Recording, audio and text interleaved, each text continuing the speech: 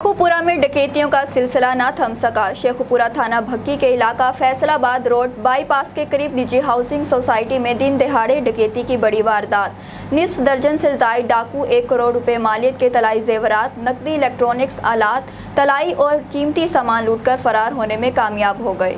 भक्की police को इत्तला करने के बावजूद पुलिस हस्बे रवायत ताखीर से जाए वकूआ पर पहुंची, जिन्होंने क्राइम सीन टीम की मदद से शवाहिद इकट्ठे करके कार्रवाई शुरू कर दी है। तादिर कैसर की वालदा के मुताबिक निस्फ दर्जन के करीब मुसल्ला डाकुओं ने कतरे पिलाने का ड्रामा रचाकर घर में दाखिल होते ही खवातीन को यरगमाल बनाकर लूट मार शुरू कर दी। 1 करोड़ रुपए मालियत की डकैती की इत्तला मिलते ही DPO शेखुपुरा ने SHO भक्की, DSPs और पुलिस की भारी नफरी जाए वकूआ पर भेजी, जिन्होंने क्राइम सीन की मदद से शवाहिद महफूज करते हुए कुर्बो जवार के CCTV कैमरों की मदद से कार सवार डाकुओं की तलाश के लिए टीमें तश्कील दे दी हैं। ताहम अभी तक किसी भी मुलजम की गिरफ्तारी अमल में ना लाई जा सकी है।